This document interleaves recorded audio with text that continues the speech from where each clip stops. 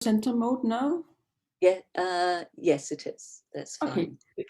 So I'll give you a warning 3 minutes before the end, and please start your talk. Yes, thank you very much. So first of all, good morning. Second of all, thank you for having me. So I will talk actually about how we can extend this model that we have for the sun to stars that are still solar-like stars, but they are fast rotating and also more active. So as solar physicists, we are in a nice position that we sort of can observe solar magnetism on not only different time scales, but also on different spatial scales. So if you look at, for instance, this intensity gram here, we see one very exciting of solar magnetism, and those are these dark spots. In this magnetogram, we clearly see that the spots sort of consist of two patches with opposite polarities each, but we also see that essentially flux is present all over the solar surface. We can also move further up in the atmosphere. So this here would be upper chromosphere and transition region, and also the corona. So that sort of tells us that what is going on in the higher layers of the solar atmosphere is connected to the surface magnetism.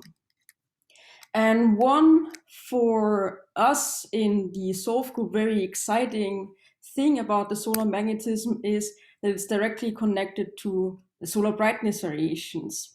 So shown here is a time series of the TSI, so the total solar irradiance.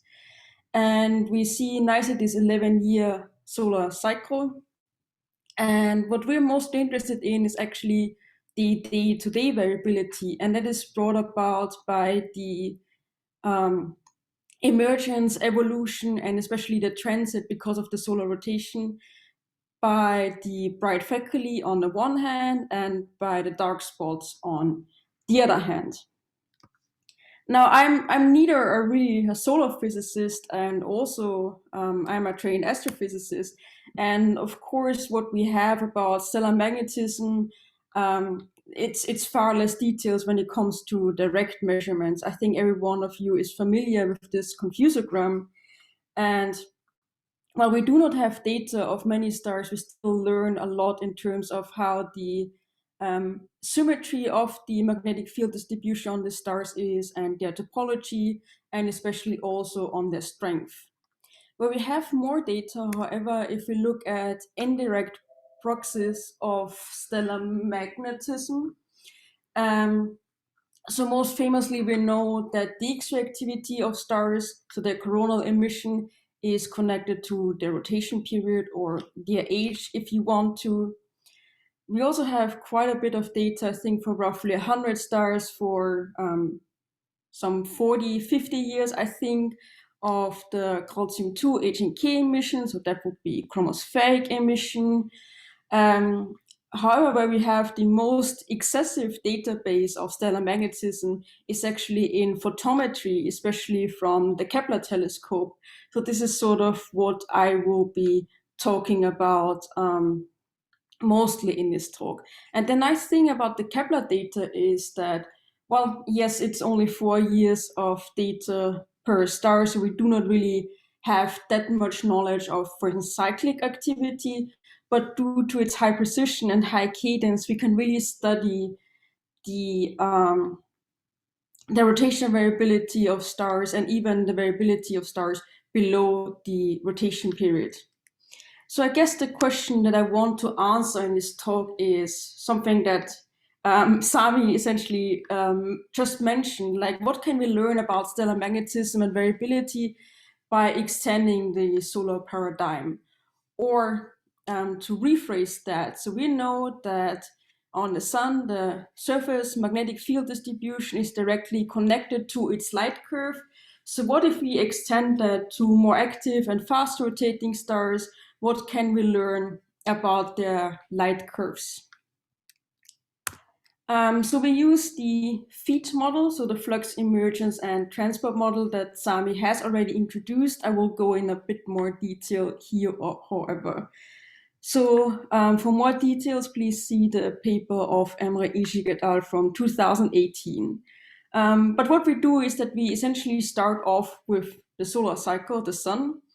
So we have a record of statistical emergence properties observed on the sun. So that would be the latitude of emergence, the tilt angle distribution, but also the emergence frequency and the number of bipolar magnetic regions.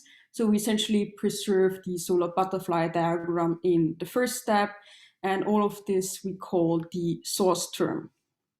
When we go to more active stars, we need to use essentially the flux emergence part of the feed model. And what we assume is that these bipolar magnetic regions that we see on the surface of the sun are essentially a result of flux ropes or flux tubes that are formed in the interior of the star and then that emerge on the surface, and once they break through the surface of the stars, they form these bipolar magnetic regions at their foot points. So for this, we map the solar distribution of magnetic features down to the base of the convection zone, where we assume that these flux tubes are formed. And then in order to actually model the magnetic field distribution of more active stars, we then assume that under different with higher rotation rates, the Coriolis force actually becomes stronger. So what happens is that these flux tubes, when they're passing through the convection zone, are actually getting pushed upwards to the poles. So that changes the latitude of emergence of our magnetic features, but also their tilt angle distribution. So we sort of, after the flux emergence part of this model, we have a new source term. And this source term is then fed into the transport part of the model. So we use the surface flux transport model, where we assume that the time evolution of the magnetic field is because of different rotation, meridian flow, a horizontal diffusion, a radial diffusion, and most importantly is this source term. So I will actually in this talk focus on changing this source term. So shown here is how the surface field distributions would look like for a solar rotator and for 8 times solar rotator. So we see that again from the flux tube simulations we have high latitudes of emergences. And second thing that we do is that we also scale the emergence frequency of these bipolar magnetic regions. So for now, we assume that a star having 8 times solar rotation period is actually able to produce 8 times more bipolar magnetic regions compared to the sun. And Sami has already mentioned that we see here the formation of very strong polar fields.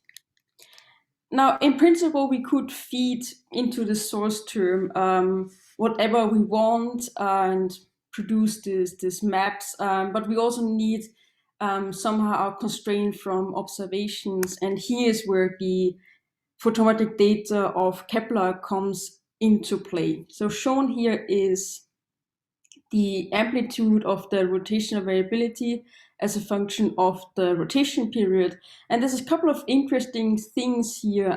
Most noteworthy is that for stars that rotate slower than 10 days, we actually see that the bulk of the distribution follows a certain behavior, namely that the rotation variability, the amplitude of the rotation variability is depending on the rotation period, whereas this is not the case for the very fast rotators. So we are essentially wondering if we can actually model the bulk of this variability using our physics-based model. So by modeling the variability, we actually also have directly the information of the surface distribution of the magnetic features, and well, likewise. So the feed model itself doesn't really give us the brightness. So we actually combine the feed model with the satire model that Sami has also very briefly introduced. So we essentially assume that the variability on timescales larger than 1 day is caused by the evolution, emergence, and transit of surface magnetic features. So we depend on the intensity spectra, which are wavelength and position dependent, but also are dependent on the stellar fundamental parameters. So in our case, we just limit ourselves to the solar case, or the solar values, so to say. And we also need the area coverages that are time dependent.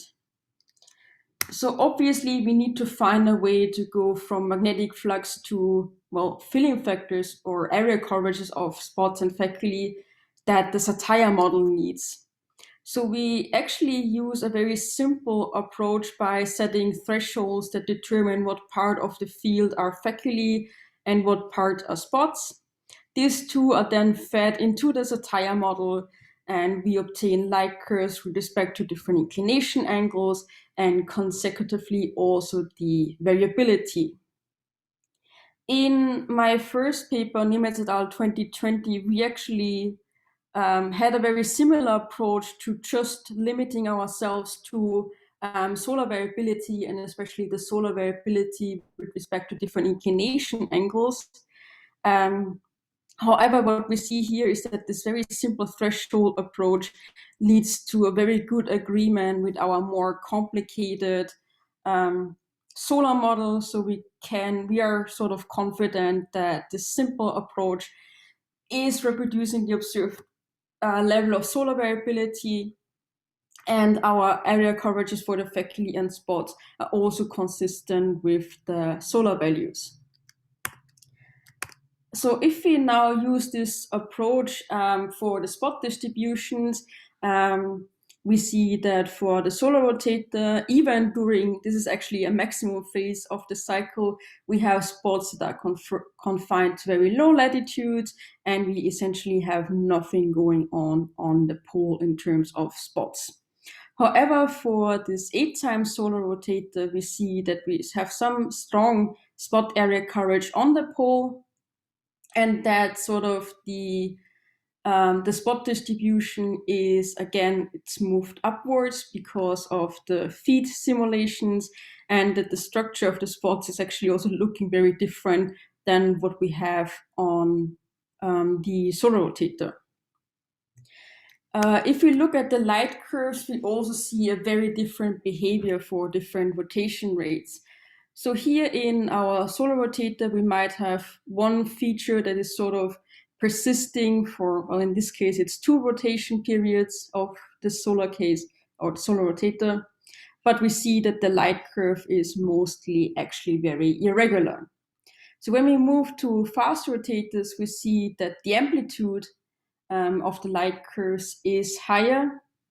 And we also see that the day-to-day variability is not really brought about anymore by the transit of the magnetic features, but rather by the rotation itself. And actually this overlying trend that you can see here, that is because we have spots that might live a bit longer. So those spots are reoccurring, giving rise to a more regular shape in the light curves compared to our solar rotator. If we now compare this sample to our Kepler stars, we actually see that we're sort of, for all of our cases, are towards the very low end of the distribution. So that means we're sort of missing something here. And if we actually compare our sun to Kepler stars, where we have with detected near solar rotation periods, you can actually see that these light curves look very different, but more of that actually later in the talk by Timo Reinhold. However, what Isik et al. 2020 have found is that we sort of can explain this behavior of this sun-like stars in Kepler by introducing nesting. Nesting means essentially that once you have one region that is emerged, there's a certain possibility that other regions emerge within its vicinity. So we also incorporate that in our model by changing the source term, and we have two different modes of nesting. So one mode is the active longitude nesting, where we assume that we have the BMR emergence in two longitudes with a separation of 180 degrees, and a more drastic version, if you want, of this active longitudes that we call the free nesting, where the nesting is happening in both latitude and longitude. And now something very interesting happens. So shown here is our 8 times solar rotator, and we see that because of this high nesting degree, you sort of start forming spots or higher spot area coverage simply by superposition of the flux. So this is not only happening here on the pole, but also at slightly higher latitudes. And we actually find this concept of spot formation by a flux superposition fairly interesting. And that is also happening in our active longitude case. And what you can also see here in this case, how the active longitudes are also torn apart by the differential rotation. So shown here is just some example of our most extreme case of free nesting. So we see that in all our simulated stars, the rotation, the variability is enhanced, and even our solar rotator becomes fairly regular. And in some of the stars, especially here in this 2 solar rotator, you can actually also see that we have a secondary dip at actually half of the rotation period. So we might have more than one nest present on the surface here. And the variability is also enhanced if we consider active longitude nesting. However, you can sort of see that the overall shape of these light curves actually seems to stay almost constant. And again, we always have a dip at half the rotation period as well, which is because we assume that these active longitudes have a separation of 180 degrees. 3 minutes. Yes, thank you. If we now compare these two observations, we see that we really do need this nesting to sort of get closer to the upper end of the distribution. And especially for the solar rotator, using this feed answer tie approach is a very nice confirmation of the results of Ishik et al. And we see something similar if we use active longitude nesting. So some sort of nesting is definitely sort of needed to explain the distribution across all rotation periods. So what have we now actually learned? So we saw that changing the distribution of magnetic features is really needed to explain the observed bulk of stellar variabilities. So we need this higher latitude of emergences, and we also sort of need this degree of nesting, or just some nesting mode. What we have not looked so far is that we actually assume different activity rotation scalings, so that, for instance, maybe a star 4 times the rotation period doesn't actually has, I don't know, 16 times more active regions emerging than the solar case. We need to look at that still. And the question that is still open is, what about the spot formation via flux superposition? This has been seen on small scales in MHD simulations, but we really don't know what happens on large scales where we sort of have spots forming. And of course, we can also raise the question, what more can we actually learn? So we sort of have been ignoring the effect of fundamental stellar parameters for now. What we also haven't changed is the spot size, so which sort of means the distribution of spot sizes. So maybe actually stars that rotate faster are able to produce larger spots that we just never observe on the sun without actually introducing nesting. And obviously using the the amplitude of the rotation variability might have some degeneracies because it sort of omits any information that we might have in terms of shapes of the light curves. And so we're sort of working on that as well to look at different metrics to parameterize our light curves. And with that, I'll thank you for your attention. Thank you, Nina. That was a lovely talk. I really enjoyed that. The floor is open for questions. Sandra.